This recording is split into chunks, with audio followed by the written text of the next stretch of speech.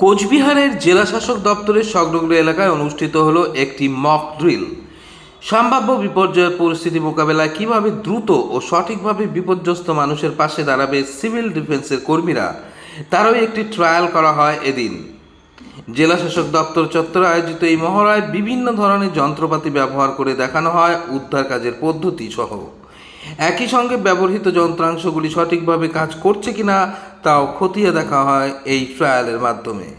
বিপর্যয়ের সময় সাধারণ মানুষের পাশে দাঁড়াতে সিভিল ডিফেন্স কতটা প্রস্তুত তারই নমুনা তুলে ধরা হলো এই মহড়ায়। রয়েছে কারো বুকে আঘাত লেগেছে, কারো মাথায় আঘাত লেগেছে, কারো ভয়ে আঘাত লেগেছে। মেডিকেল ভলেন্টিয়ার্সরা সেই ফার্স্ট এড তাদেরকে দিচ্ছে এবং ফার্স্ট নমস্কার। আজকে এখানে যেটা হলো, এটা একটি মক ড্রিল। এটা আমরা আজকে আমাদের যত সিভিল ডিফেন্স ভলেন্টিয়ার আছে তাদের জন্য একটা মক ড্রিল করলাম। মক ড্রিল আমাদের একটা রেগুলার অ্যাফেয়ারের মধ্যে পড়ে। আমরা প্রতি মাস অন্তত একটা করে মক ড্রিল করে রাখি।